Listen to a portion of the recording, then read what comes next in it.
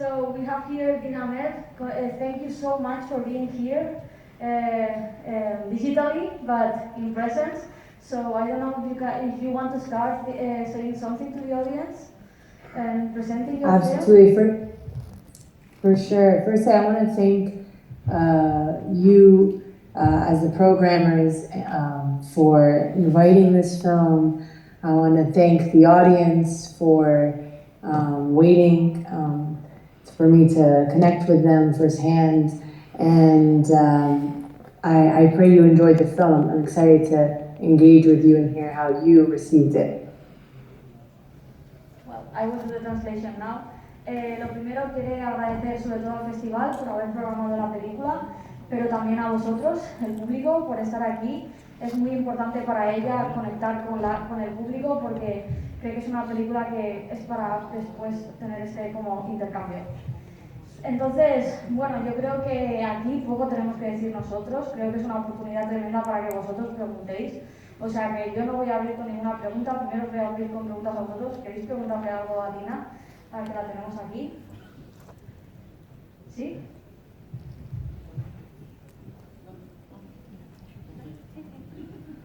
Hi, Dina. Thank you very much for this experience. I mean, congratulations for the film. It has been really an intense experience and complex one. I had two questions.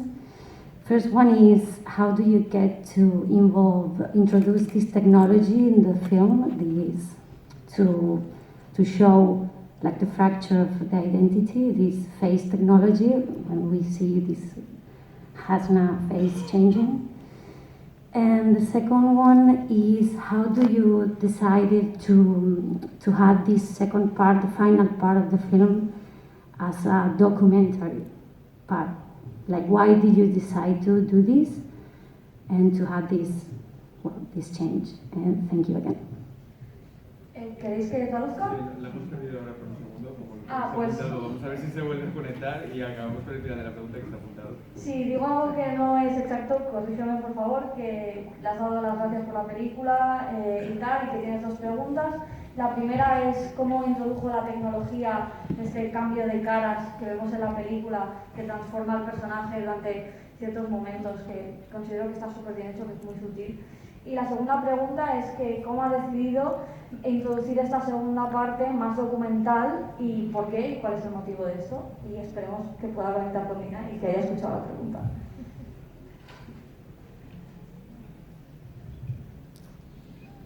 Esto de la tecnología es lo que tiene. Pero lo seguimos intentando. ¿Os ha gustado la peli? ¿Sí? We're back.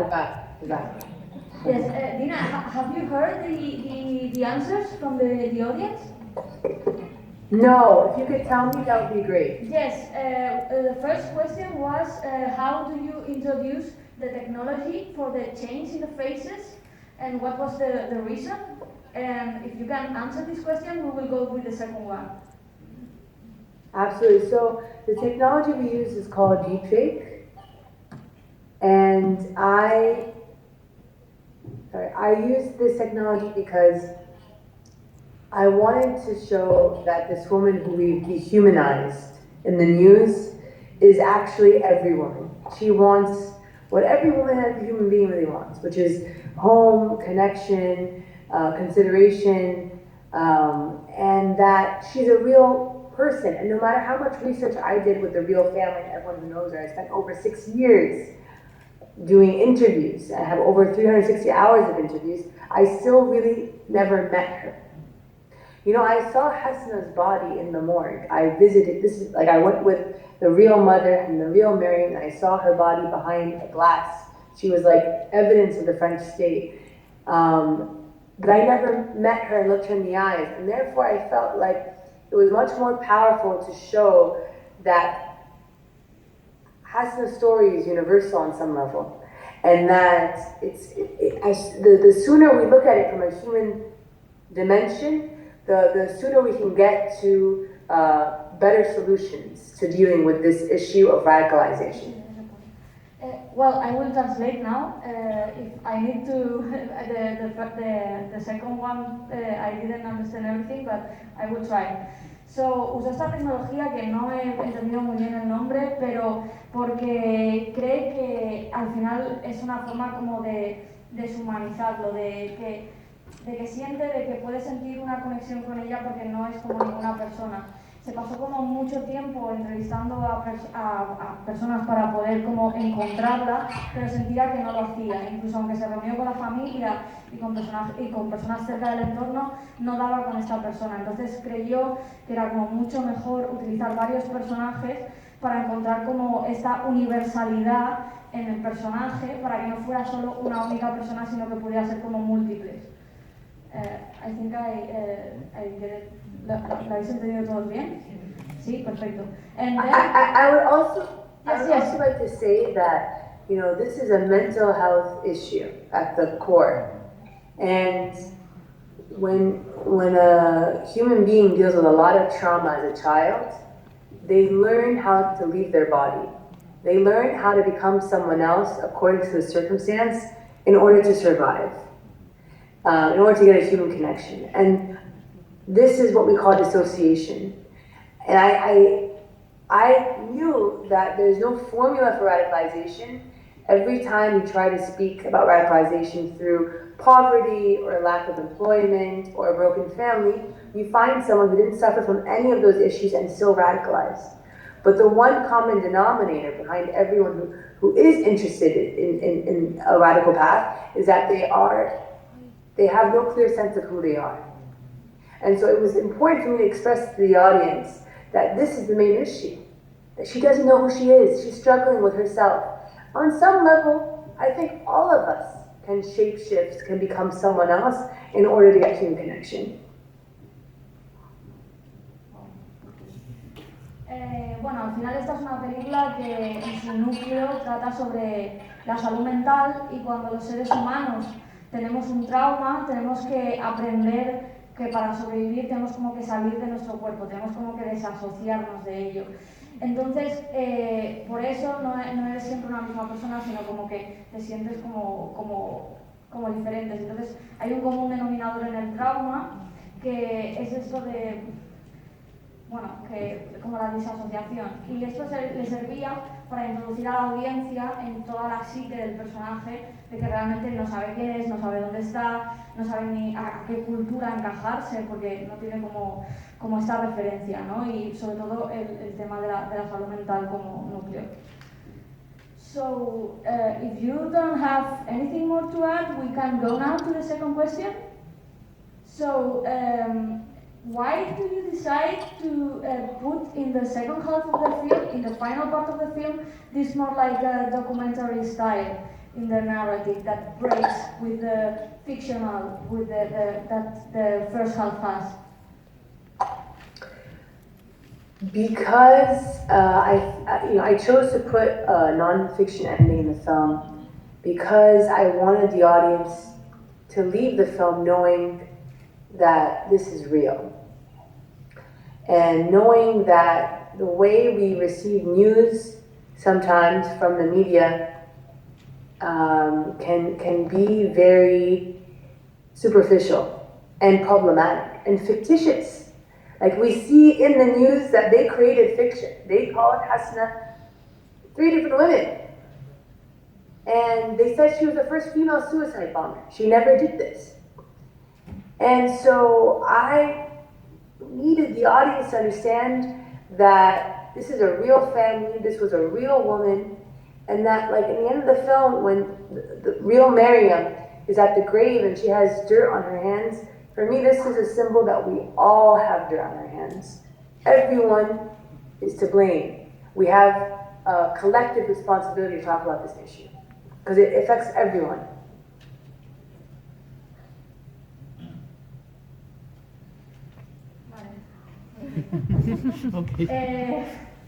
Bueno, ella quería que el público saliera de la película sabiendo que toda esta historia es real, o sea, no es una historia inventada para la ficción. y que muchas veces en las noticias, y creo que sobre todo esto podemos coincidir en los últimos tiempos, se están tratando casi como de una forma demasiado ficcionalizada, ¿no? Y esto es como lo que sentía ella.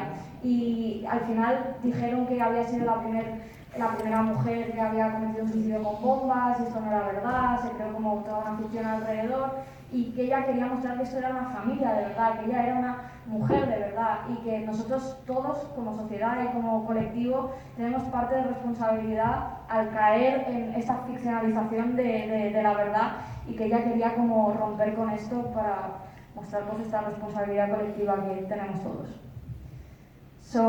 Vamos a seguir abriendo cuestiones al público, por favor, si tenéis más preguntas. No vamos a tener mucho tiempo más, así que creo que es la oportunidad para hacerlo. Algú vol preguntar alguna cosa? Vinga, va. No? Vale. ¿No? Vale, pues tiramos nosotros. So I have a question for you. How do you translate this real story to the script? Because you have to be like super careful with the treatment. It could be a very problematic issue, especially with the fictional part. So it was a challenge for you as a filmmaker. So I think you have background with documentary filmmaking. So I wanted to ask you, how do you translate this real story to fiction? And now I will translate, and you can think about it. Thank you. Bueno, le he preguntado que al final esta es una historia basada en hechos reales, ella tiene un pasado en el mundo del documental, entonces ya sabe cómo tratar muy bien estas historias, y le he preguntado cómo ha trasladado toda esta historia real a un guión, en este caso de ficción. You know, I used to be a journalist, and I was actually on the scene in France soon after the bomb went off, and I reported that Hassan was the first female suicide bomber. So I was part of the problem, spreading fake news. And then I found her real family. I knocked on her mother's door, and her mother kept me at the door for 20 minutes, and she showed me a picture of Hassan as a child. She said, "This is my daughter," not the woman with the niqab on in the news. It's terrifying, with a fake headline of being the first female suicide bomber. And I was fascinated to understand how this little girl became that woman. And to be even more honest, Hassan's family only let me into that house, and they let me interview her only because they felt like there was a resemblance between her and I. They felt like they had abandoned Hasna, and I showed up at their doorstep, and as they said, I laughed like Hasna, and I walked like Hasna. I reminded them of her. And so they allowed me into their home, and they told me their story. And I felt like such a huge responsibility to tell it through fiction as opposed to documentary, because I had come from a hard news and documentary perspective, and I want to direct intimacy to this woman that we said is not a human being. She's a monster. I mean, I'll be also honest. I'm Egyptian American. I'm Muslim, and the most individuals I used to resent in my entire life were people like Hassan, because I was like, you people call yourself Muslim, and you have scared the entire world of this religion, and have claimed that it's a violent religion, when I know in my family and billions of people practice it peacefully, you know? So I don't have any sympathy for you, I don't want to know your story. And it wasn't until I spent time at Rikers jail, which is the largest jail in America, and I spent time with incarcerated men, and I was like, you know what? These men who have done terrible crimes are also human beings, and they have stories. And the bigger the story, you know, the more I realized, like, wow, maybe they killed someone, maybe they did something terrible, but they're also human beings somehow. And there were opportunities where they could have gone another way. And so we have to pay attention. And so I was like, if I can afford that kind of humanity to black men in America who are in prison, why can't I do that for a woman who comes from my culture? And so I really forced myself to enter her story. And when I did, I found myself in her. I found parallels.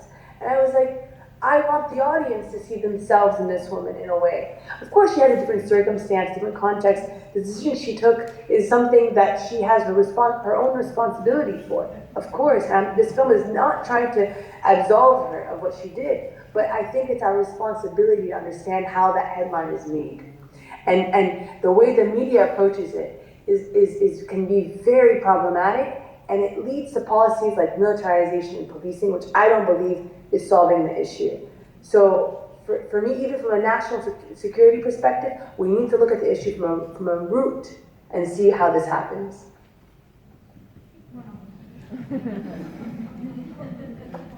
Sorry, I gave you a lot. I gave you so much. I'm sorry.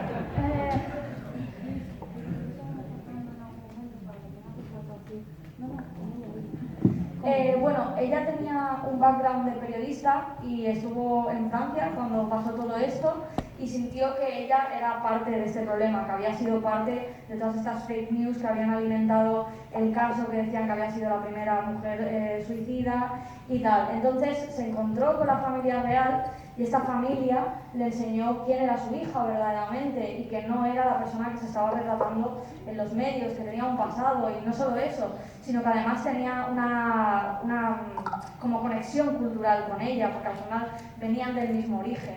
Entonces esto hizo también que la familia se sintiera más segura para dejarla entrar en ella en esta historia y contarla, porque veían esta semejanza entre ellas y se creó como un vínculo de confianza, ¿no? Entonces ella también sintió que tenía como una responsabilidad muy grande para contar esta historia, ya que la familia había depositado en ella esta confianza para realmente limpiar la imagen de su hija, que había sido tan dilapidada por los medios. Y bueno, eso, que quería contar como la historia de una forma honrada, porque sentía que había muchas similitudes y que también pues, en la sociedad hay muchos prejuicios que ella creía que podía romper.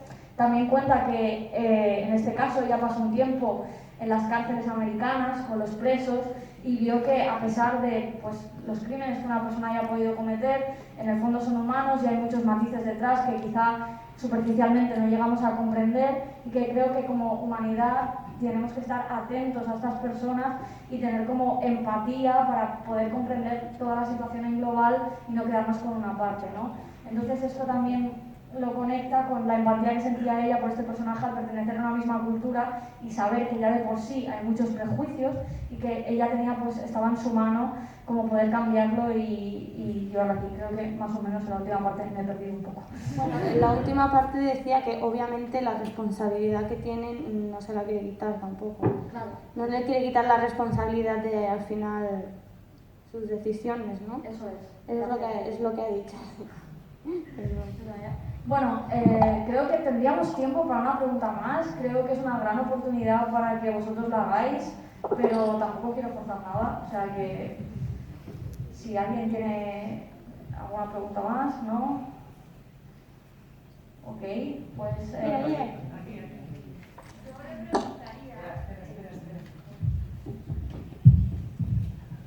Thank you. I was going to thank you for this beautiful explaining of how you understand the world and many complex things. And I wanted to ask if you had problems to show your movie in France, which was the reaction? Vale, le ha preguntado si tuvo problemas para enseñar la película en Francia y cuál fue la reacción del público francés ante la película. So, I didn't hear the question very well. If you could just repeat it for me, sorry. Yeah, of course. The question was, you want to repeat it? Okay. So the question was if you have, it congratulates you for the movie, and also want to ask you if you released it in France, how it was received there, if you have problems to release the film in France. That's a very good question. You know, the film was made by people in the hood, like the hood that Hasna grew up in, and it was also made by white French Parisians, and everyone came together, really did so because they believed they had a responsibility to tell this story. They're like, we hear about this in the news nonstop, but we never heard this side of the story, the side of who is this person from a deeper level, who is interested in this ideology. And we haven't yet shown the film in France, but we've had plenty of French supporters, and the film premiered in Venice, and the programmer told me that no film has ever been so controversial in submission, and that they really had to take their time, even though they loved it, to approve it. And they showed the film to French consultants, and thankfully, the French consultants were like, this is the most important film that you can show in Venice this year. Thank God they said that. And so, while there might be some people who have fear to have this conversation, I feel like a lot of people are ready. And I feel like, we as a team made this film because we care deeply, because we care about France, and we care about those lives that were lost, and we don't want this cycle to repeat itself. So this film was made with love. Vale, pues la película se hizo con personas del barrio donde creció el personaje y todos se juntaron para hacerla, tuvo como mucho apoyo, también ella se volcó muchísimo porque lo que hemos hablado antes, que sentía como una gran responsabilidad para con la historia. La película aún no se ha proyectado en Francia, pero se estrenó en el Festival de Venecia, donde se tuvo una muy buena acogida. Y dice que la selección realmente fue problemática, los programadores se lo pensaron mucho a la hora de programarla y tuvieron que consultar con consultores franceses en plan de ¿creéis que debemos programarla? Y dijeron sí, este año es la película más relevante francesa para programar en la programación y de hecho al final así fue, o sea, se recibió también con opiniones distintas, pero fue bien recibida y la última parte no me ha quedado. Que fue hecha con amor. Pues eso. Dina, we are running out of time, but I want to thank you so much for being here, for sharing your time with us and with the audience. And we wish you the best for the film. We know that you have really good support for executive producers, really well put in the industry. So we will wish you all the luck in the world with your film. And we will want to see you soon in Tarragona, maybe with your second film. You are very invited here. So thank you so much. Thank you. Thank you. Thank you. It's my pleasure. Thank you to all of you. And thank you for your translation. Thank you. This means a lot. Even though you're not together in the film, I'm very grateful. Thank you. Thank you.